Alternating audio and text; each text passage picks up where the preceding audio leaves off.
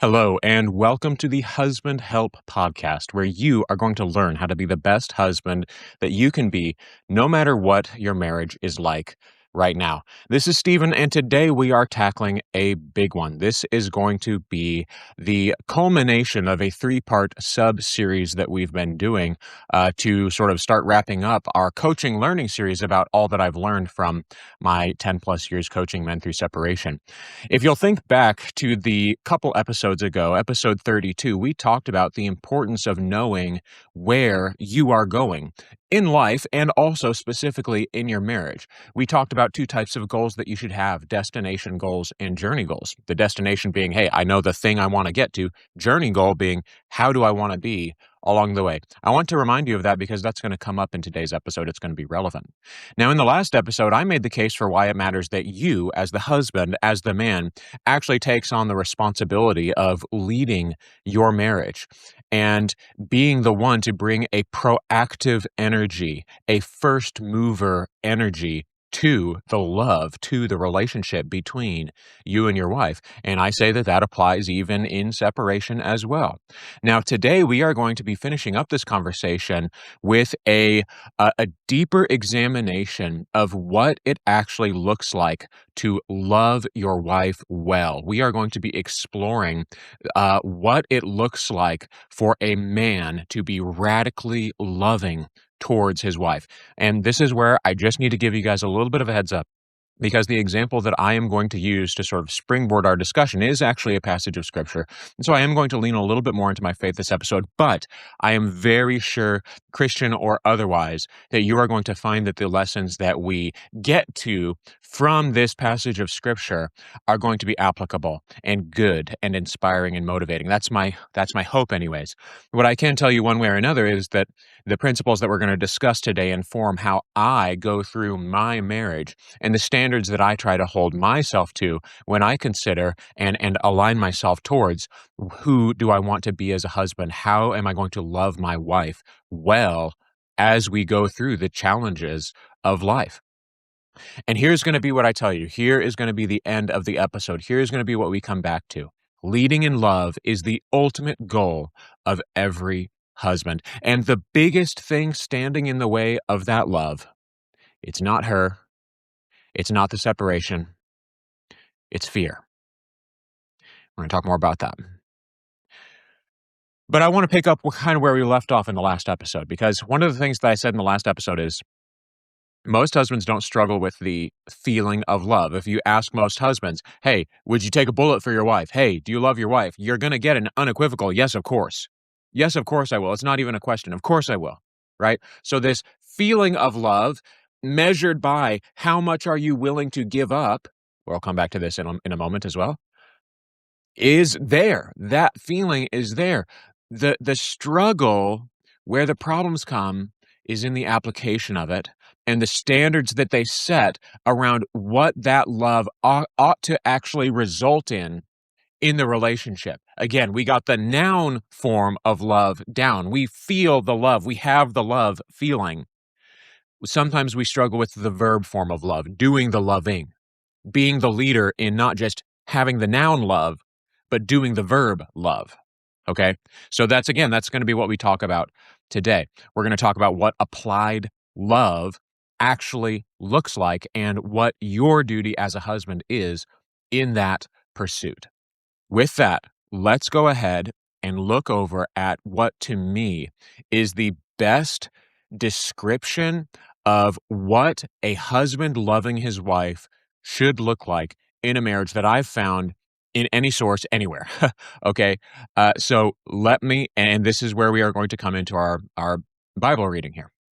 So this is taken from the book of Ephesians in the New Testament, the 5th chapter, starting in verse 25, and we're going to read till verse 32. Again, I can't put it in better words than this, so just bear with me. We're going to read through this, and then I'm going to unpack this a little bit because there are 5 principles from this that I think are extremely important for you to pull out and start taking seriously. Here we go. Husbands, love your wives as Christ loved the church and gave himself up for her, that he might sanctify her, having cleansed her by the washing of water with the word, so that he might present the church to himself in splendor, without spot or wrinkle or any such thing, that she might be holy and without blemish. In the same way, husbands should love their wives as their own bodies. He who loves his wife loves himself. For no one ever hated his own flesh, but nourishes and cherishes it, just as Christ does the church, because we are members of his body. Therefore a man shall leave his father and mother and hold fast to his wife, and the two shall become one flesh. Now, just a quick aside here, Paul is actually quoting all the way back to Genesis when God is doing the work of creation. But he's bringing this up and he's saying, hear what he says, this mystery is profound, the union of a husband and a wife. This is profound, and I'm saying that it refers to Christ and the church. However, let each one of you love his wife as himself, and let the wife see that she respects her husband. Now, you might listen through that. Maybe if you've not been in church or if you've not read as much Bible, this is going to sound like a lot of stuff that you don't really understand. If you have been in church and you have read your Bible and maybe you've read this very passage before, you've probably thought some about this. But again, there are 5 specific things that I think come through in this passage that are very, very much worth unpacking. So let's go through that right now. So first and foremost, what we have in this passage is that love means taking the initiative. Again, this is going to sound very familiar from our last episode, but it still needs to be pointed out here. Jesus came to us when we had our backs turned. He didn't wait for us to get our act together first, to turn towards God, and then, okay, now I'm going to come and meet you there halfway. No, you go first. You initiate repair. You initiate change. You don't wait for her to come around, to turn back to where she's facing you and things are good again, to start leading, to start changing, to start taking your duties as a husband seriously. It starts now. Think about that, John 3:16. For God so loved the world that he gave his only son. So the very first thing that happened was not us taking the initiative, it was God taking the initiative towards us. Okay? Now, if we continue down, what we're going to see is that love means being a leader worth following. Again, this is why we talked about productivity. This is why we talked about having a good vision for your marriage, for your life. The reason that Christ's leadership was so compelling was because his mission was worthy. He had a very good mission, an inspiring mission. People didn't follow him because he demanded it. They followed him because they could see where he was going. They saw the way that he loved, the lives that he changed, and they said, this is something I want more of. So what does this mean for you? It means you as a husband ought to have a mission that's worth buying into, a vision worth following, a future hope that's inspiring, and a present relationship that's rewarding. And people will often, if we think about this, while we're just on this subject of leadership and being a leader, right in Ephesians chapter 5, just a couple verses before we picked up, it says this. It says, wives, submit to your own husbands as to the Lord. And it goes on to say, for the husband is the head of the wife, even as Christ is the head of the church. Okay, so many times us with our modern sensibilities, golly, we hear this word that wives, you should submit to your husbands. We find this an affront to us. But let me frame this in a way that maybe you've not considered it before. If we think in that term of mission, the husband must have a mission. The husband must pioneer the mission. He must know the mission. He must set the mission. He must pursue the mission in the marriage, whatever that mission is. Now, when we talk about the wife ought to strive for submission, what are we saying? Well, I would consider you to think about the word submarine. What does the submarine do? Well, it goes under the water to support the Navy. Right? So it goes beneath the thing as a means of support. So what are we saying if we're saying we need to be in submission to anything? What we're saying is we see the mission up here, we're coming beneath it to support it. You can't support a mission that's not there. If you are a Christian and you believe that this is your wife's calling, her calling is not blind obedience. It's to support a mission. Do you have a mission? Because that's your calling. Your calling is to make sure that there's a mission worth supporting. So again, this comes back to be a leader worth following. Be be prove yourself worthy and capable of setting a mission and pursuing a mission that she just can't help buying into. But okay, so we can say love means taking the initiative. It means being the first one to take the step. It also means being a leader worth following. But love also means being the first to sacrifice. Sacrifice in marriage is not just about doing more than your fair share of the chores or being the first one to say, I'm sorry, or sort of turning the other cheek, maybe even when that's not being reciprocated. It actually goes a little bit even deeper than that. It's about being willing to set aside your ego, to set aside your shoulds, to be able to set aside some of these things that do matter to you on a deep level, and yet being able to do that, to set those things aside for the sake of the marriage, for the sake of being able to meet your wife where she is today in a way that aligns with her. Because this is our next point that we can see from this passage in Ephesians 5 is that love means being a husband who loves well and leads his marriage well means keeping the union you have with your wife as your highest priority. And that should be a felt highest priority, not just an intellectual highest priority, but it should result in actions that align with that priority. And this is where I want to come back to that little bit that we paused on. Paul describes marriage as becoming one flesh. I want you to stop and think about that for a second, if that is true. If when you marry your wife, you are taking two people and fusing them together to become one, then what does that mean about every single husband who's ever entered marriage? It means that whether you knew it or not, you are giving up half of yourself. You don't get 1 + 1 = 1 unless you shave half off of each one and put them together. And that's exactly what we are doing in marriage. We are saying you had your individual life, your individual preferences, your individual goals, and now I have my individual life, my individual preferences, my individual goals. What we're going to do is we're going to take those two lives that are individual and separate from each other, and we are going to mash them together now, and we are living one life together. That means there are going to be times where you really enjoy getting that extra half from your wife, getting your better half. You're going to enjoy that. There's many great things that come from that, but there's also going to be times when you are going to come face to face with the reality that half of you is out of consideration because of the marriage relationship.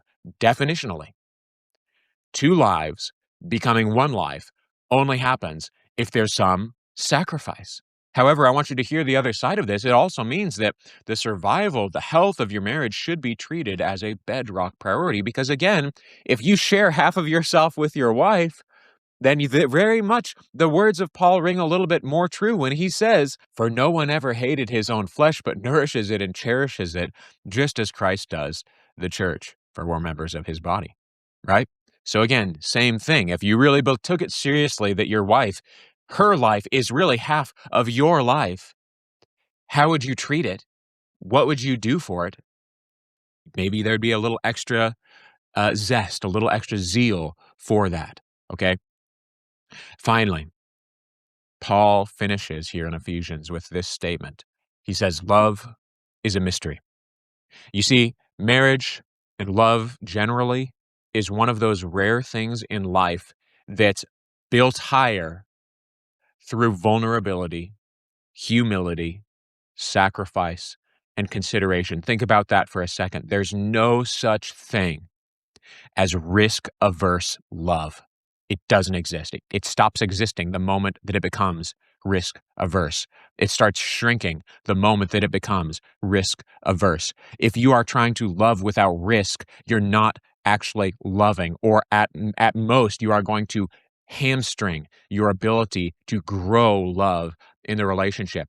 On the flip side, when you give yourself away, when you actively pursue consideration, when you adopt humility as a posture in your relationship, what you are going to find is that by lowering yourself and pouring yourself out to the people around you, and this does not just apply to your wife, this applies to your kids, it applies to your family, it applies to whoever it is in your life that you love and care about loving.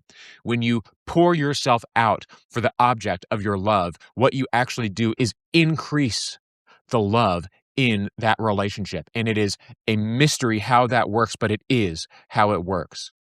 You can measure how much love you have by how much risk you're willing to take, by how much vulnerability you're willing to take on.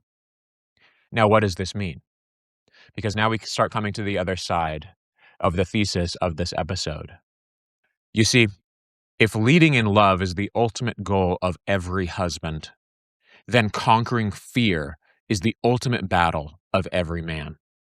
Fear will destroy your marriage. Fear will destroy your love. Love will save it. But these two cannot coexist. One of them is a driving force. One of them spurs you to be more vulnerable, to pour yourself out more. The other is a retracting force. It causes you to pull in, to hedge, to lean away, to become more individualistic. As a husband, fear will make you hide. It'll make you hide from the hard conversations. It'll make you hide from accountability. It'll make you hide from honesty. Fear will make you defensive. It'll make it so that you can't admit that she might be right about you because your ego is too precious to you. It might mean that you have to change. It might mean that you have to admit that she has some justification for why she's leaving. It's not all just foolishness on her part. Fear makes you need control because if you can manage the outcome, then you don't have to trust anyone, not even her.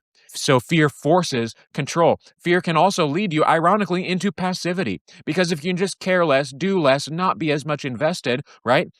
The opposite of pouring yourself out for love is hedging in, pulling in. When you can pull into yourself, become more passive, you're not in as much danger anymore.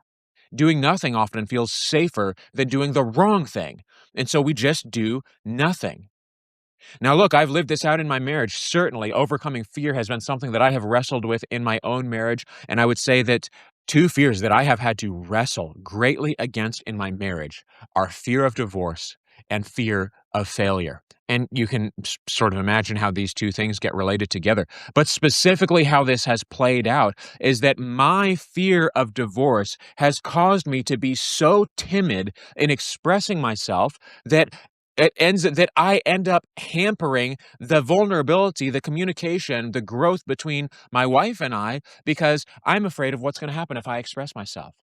I'm afraid of pushing our relationship in a bad direction, and I know that any step in the bad direction might take us closer to that thing that I'm really, really afraid of, that thing that ever since I was a young child, I told myself, no matter what, I will not get divorced. And so I've defined myself. My ego rides on. I will not get divorced. But guess what that became to me in my marriage? An idol. By seeking to conquer this fear, by seeking to make sure that this one bad thing never, ever happened, the twisted irony is I was making it more likely that it would because I was living in fear. Because I made that thing happening more important to me than having a good, loving marriage. Even though I wouldn't have said it, I lived as if it was more important to me to not get divorced than to love my wife. Fear. Fear is my enemy. Fear is your enemy. It will make you do things that are not in line with who you want to be as a man. And I would guess that even if you peel back the onion layers on your addiction, on your whatever it is, on your anger, on whatever it is that you struggle with, if there is any habitual struggle in your life, I wonder, does fear play a part? Is fear working somewhere that you don't see? Again, how do you get through this? Well, at some point, you just have to make a decision. You have to make a decision, not just wait for the feeling to come. You have to decide, choose to love, whether she responds or not. I've talked about this before. We've talked about this on Husband Help Haven. You know, if you are familiar with the let her go mindset, you've heard some amount of me talk about this. Again, the let her go mindset, just if you're not familiar, is two things. It's two statements kind of combined into one mindset. And that is, first off, you can only control what you can control. Her decision to come back is not one of those things. And secondly, love that's coerced or compelled isn't love anymore. So it stops being the thing that you actually want as soon as you put your hands on it, right? So this is this sort of two reasons why we need to not try to control her decision, but control who she's deciding to come back to. That's what we're trying to control. The let her go mindset says, even if I could control her response, I wouldn't want to because that wouldn't be love. I want her love to be freely given to me just as I freely give my love to her. That's what makes it love. And that's what makes it scary because you are not allowing yourself to seek control over the outcome. You are just putting yourself out there. Now, what is this going to look like in practice? Again, we've talked about those sort of 5 things that you can take from that Ephesians 5. Just to briefly recap, it's going to mean taking the initiative, having a good mission, being the first to sacrifice, keeping the union as your highest priority, and recognizing that love is built by giving yourself away. So if you're sitting here today and you're wondering, what should I do with all this? What should I do? I'd like to leave you with a specific way of leading the way in love. And that is actually by shifting away from leading the way in love as sort of the thing that we're setting our minds on. And instead, I'm going to suggest you think in terms of leading the way in goodwill. Now, what is goodwill? Let's just define our terms very briefly. To me, I define goodwill as sort of a tangent to trust. It's sort of the other side of the coin to trust. Trust is a belief that I'm not going to be hurt by this other person. If I trust you, I believe you will not hurt me. Now, if I have goodwill towards you, what do I believe? It's a little different than that you're not going to hurt me. It's I believe that you are actively seeking my betterment. We have goodwill. I believe you're considering me. I believe that the things you're doing are going to not just not hurt me, but actually help me.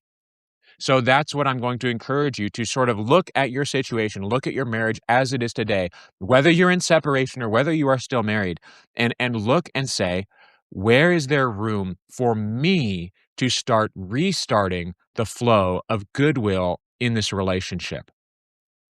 Because here's how love works in a marriage. I call it the mutual love matrix. And that is just this basic way. And I have this little diagram that if you go look around Husband Help Haven, you can find it. Maybe I'll link to it in the show notes for this episode. Um, but when you feel loved, you have a natural desire to reciprocate. And then when you reciprocate, she feels loved. What happens? She has this natural desire to reciprocate. So there's this beautiful, like, this is the way that marriage is meant to work, is that we get into this posture as two people doing life together where we can trust that the other person is giving themselves away on our behalf just as much as I'm giving myself away on her behalf. And yet, just as we talked about last time, whose responsibility is it to restart that flow of love that becomes a loop but doesn't maybe start that way? Whose job is it? It's yours. It's the husband's. You are the one that must restart that flow of goodwill. So if the cycle has broken down, if there is not this mutual love loop going on in your marriage right now, again, if you're in separation, that's probably a very obvious, like, duh. But yeah, some of you do still have goodwill in separation. But either way, try to build it. Try to build it back up. How do you do that? Well, again, it doesn't have to be through romantic stuff. It can just be through saying yes, or at least making sure that you're not defaulting to no. Even when it's a no, you have an answer that's maybe a little bit softer. Demonstrate some curiosity. Be curious about what's going on in her world. Ask about it. Care about it. When she's having a bad day, care. Care. Make her feel heard, not fixed, not corrected, just heard. And again, if you're separated, goodwill might look different. It might be how you respond to a difficult text, not letting your guard come up or not sort of, striking back when she has said something mean or done something that is blatantly selfish, or even sometimes done to hurt you. It means turning that other cheek. It might be how you handle logistics around the kids without making it transactional. It might be just not putting pressure on her. It might be, look, setting aside yourself might be letting her be really slow, letting her sort of have her cake and eat it too a little bit as we're going through this process of separation. You might think to yourself, look, if you're the one leaving, you should be the one that suffers these consequences. And yet the way you may actually behave is not quite like that. Maybe you behave in a way that says, look, I know you're the one leaving. I'm not going to try and burden you on the way out. No. And I will still work with you in a way that really I don't feel like I should have to. but I still will. Now, guys, this I'm not saying that you need to be jumping to be the first one to move out or, offering to do things and don't go and file the divorce for her. I'm not saying that. But it might mean that when you're in this place and you're feeling frustrated and you're sort of feeling like, how long is she going to take to actually do something about this separation? We can't just keep living like this in this no man's land. It might mean saying, actually, I can do this a little longer. I'm going to just trust that she needs this time. I'm going to show that I'm on her team, even if we're wanting different things. And I'm going to do that by just being patient and by staying friendly as I do. Right? Again, goodwill is not a strategy to win her back. Let me be clear about that. It's not a strategy to win her back. What it is, though, is it's evidence of the man that you're going to be. It's strong evidence. So let's build that goodwill. So, guys, if we just think back to the past couple episodes and where we're at today, in episode 32, we talked about why it's so important for you to know where you're going, to have that vision for the destination and for the journey. In episode 33, we talked about why it matters that you lead, because she's primed to respond more than you think she is, but you have to go first. And then in this episode, we talked about that the engine behind all of this is love. Applied love, fearless love, love that gives without a guarantee of return. Being a leader, if I say, you, man, must lead your marriage, leading in love is the ultimate goal of every husband. Please hear, leadership, and I hope it's very clear, is not about dominance. It's not about control. It's not about demanding submission. It's about setting a mission and living out the man that drives that mission in a way that's worth supporting. It means loving sacrificially, showing up with goodwill every day, whether she's watching or not. That's the ultimate goal. It's not just about reconciliation. That's not the thing that you can control. Saving the marriage, you can't control that. It's out of your control. The outcome that you put all of your effort into can't be saving the marriage. That can't be the thing we're putting our effort towards. That's the outcome that we're trying to make happen, that we're trying to incentivize, to push us on a path towards. But we do that not by saving the marriage today. We do that by being the kind of man who loves well, leads well, and becomes someone that she just can't help enjoying life with. And when you get to a place where you can look at your life and honestly say, look, whatever anybody says, I've set a mission that I know is worth supporting, and I am living it every day. Well, that's when leadership stops being something that you're doing, and it starts being something that you are. I hope you got something from this episode, guys. You notice there's no promotion of any kind in this episode. If I promote anything, it would be go get your Bible out and read that passage for yourself. What I will say, though, is that if you do want the reference for this episode, go to husbandhelphaven.com/episode 34. That's episode -34. I'm going to have a PDF on there so you can download if you just want the quick notes that you can keep with you and refer back to. But I'll also have a full sort of episode overview as well. So if that's something that you're interested, go check that out. Otherwise, guys, we will be back here next week to really conclude our series about coaching learnings with stuff that I have changed my mind about over the years. So I think this will be a fun episode to sort of segue out of this series into some other stuff. So that should be a fun episode. Come back next time to listen to that. Until then, guys, thank you so much for listening. Thank you for being the sort of man who will put half an hour into listening and caring about this stuff. So I really appreciate it. I think it's really impressive. The world needs more men like you. Guys, thank you so much for being here. We'll be back next time to talk more about how to be the best husband that you can be, no matter what your marriage is like right now. It's been Steven coming at you with much manly love. See you guys.